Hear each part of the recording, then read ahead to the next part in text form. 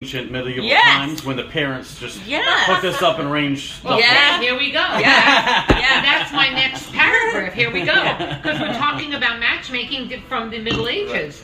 And it was predominantly the Jewish religion. And basically matchmakers did not, of course, begin with this fairy tale.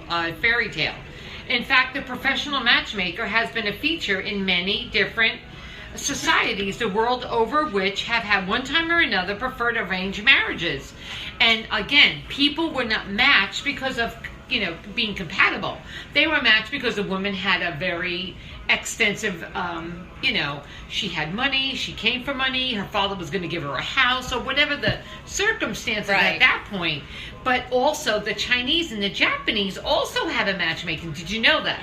Okay. The traditional Japanese culture also had a professional matchmaker known as nakodo. And in the Japanese culture, there is even, there is even a goddess of matchmakers. Her name is Kuwa. Woo! That's my new name! New Kuwa! Now, this is like many years ago, of course, and, it's just like really wild that this, I know that this happens, I know it goes on, even today's date, even in 2017, there are prearranged marriages in a lot of the countries. Yeah, absolutely. Yeah. So, but anyway, so it's like very interesting. And then, with not a lot of people don't even want to put their information all over the internet for, the world to see because there's so much scamming. So, I mean, the amount of stories I hear every single day about, being scammed is very sad. Right. It goes on. It is sad. So tell us now, you tell me now, since we talked about ancient Chinese and ancient, where is it? No, I don't know. Okay. That's what I was trying to show Jesse. Basically, I want to know, can you tell me what has changed since the Middle Ages? I mean, let's get real about it. It's technology and wanting things instantly and, and then, like Agatha was saying, the list of, the expectations is... Yeah. And so I would suggest and do you think that now women nowadays have gotten... they're very independent, let's put it that way. And I dig that. I so dig that. So women are very independent. Basically, I want to know, do you think that women have gotten too independent, that's the reason why they're having difficulty? They're having difficulty. You don't want my opinion. I mean, this is okay. I do want your opinion. Okay, because you were out there, my friend. Because I feel like when back in the day when I was growing, how. Here we go. Anyway, when the whole women's, when they were kind of saying, "Hey, we don't need you guys. We can have our own baby. We want equal everything." Men didn't feel needed. Right. And they need to feel that. That's my take on it, and so thanks a lot, Helen Reddy.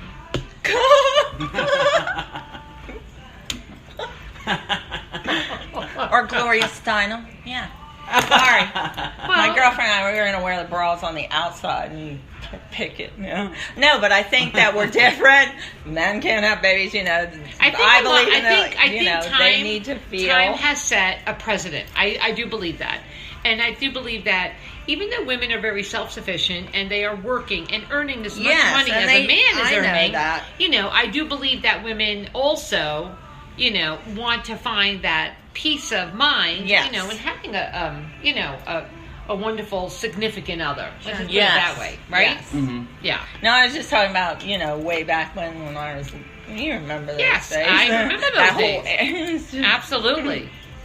Oh, boy. Cheers. I don't have anything in my glass, but we're cheersing anyway. Yeah. Lisa? Huh? You want a refill? No. Not yet. You're really digging that? Can I taste it? It's good. We're drinking pina colada wine. I don't know. This show isn't in my realm of what I do. No. But I'm going to go for it. So, all right. If you have Wi-Fi, it keeps buffering, so you just need Wi-Fi for your phone. Oh, shit. I don't know. I don't know. We're good. I think this is a good thing. I think we're kind of like just getting the realm of what we're doing here, right? Yeah, I agree. Yeah, and it may be choppy for the viewers, but I'm recording live, so we're still gonna have the audio. Right. And we're gonna take live questions. They're now, used Michael to De Janeiro wanted to ask you a question, so you need to kind of pull this your way, my friend, and talk to him and find out, because he's a single guy. He's a single guy with like 100,000 women. How come it's not like I can't see? Because it's buffering. Oh, I see. Yeah, your phone keeps on trying to reconnect. Oh man, Michael, I'm sorry, and I don't know. I think you have to type it instead of telling him. Yes? Yeah, because the video's probably choppy, so he's probably hearing. So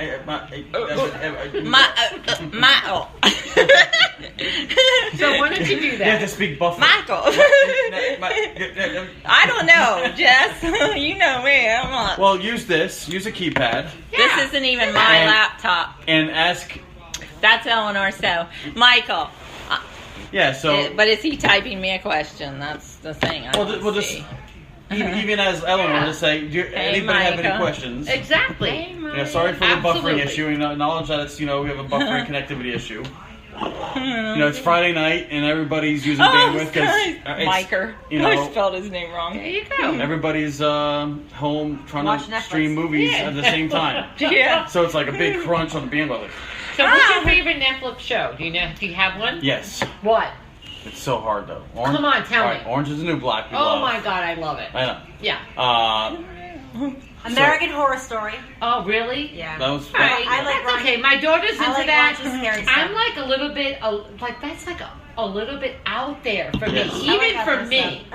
Oh my gosh. It's a little crazy, that American Horror Story. Yeah. It really is. So, Netflix makes some good original programming.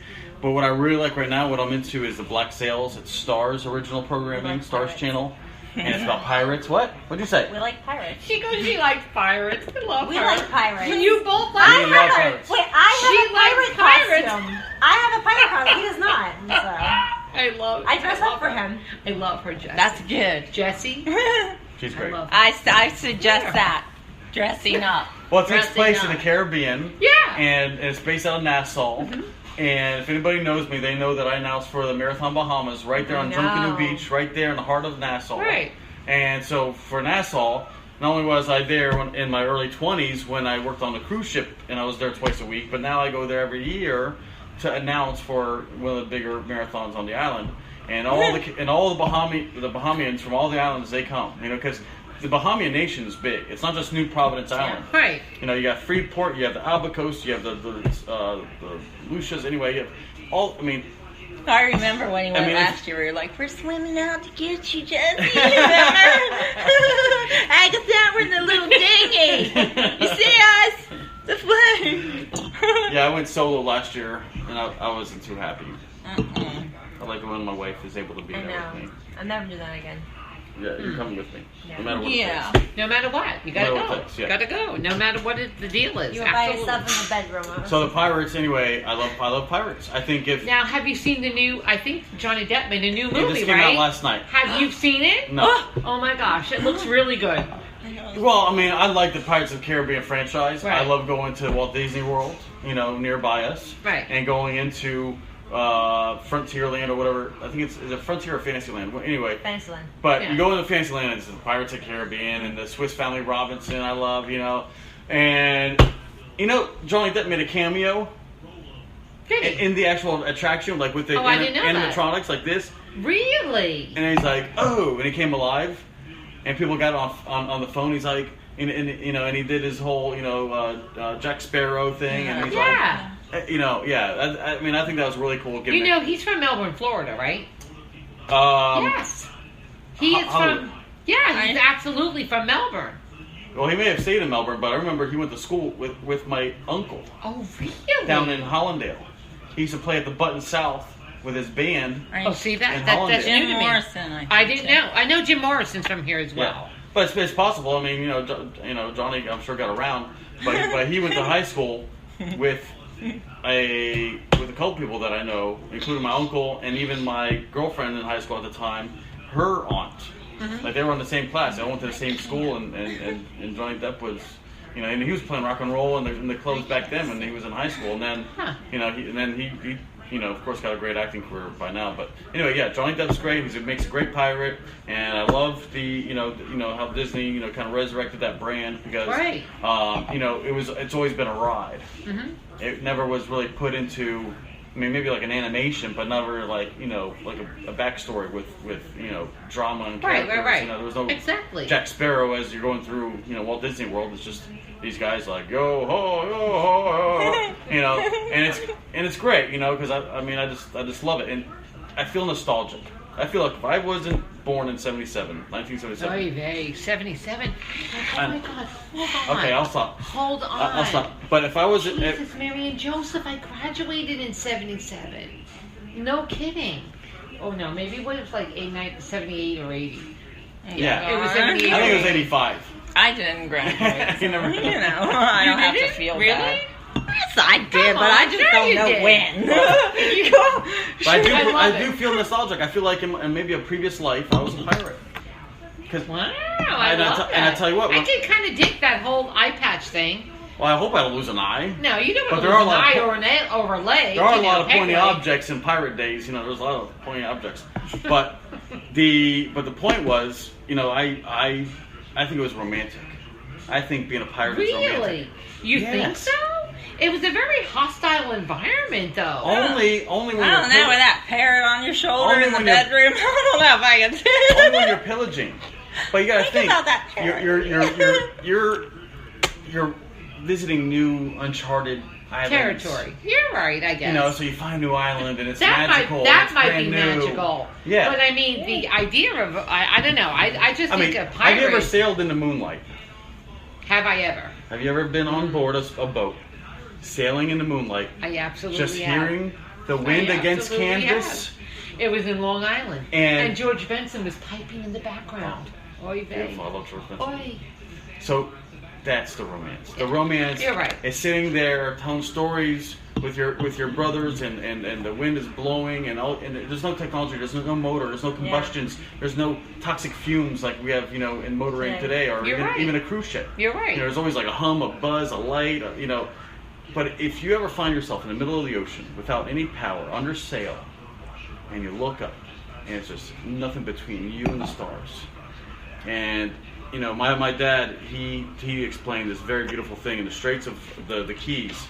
They were sailing a beautiful boat around Florida, and they were going through the Keys through Florida Bay, and it gets very, very, very quiet and very, very still, and it's so still that the horizon disappears, and you can't tell the difference between the sky and the water.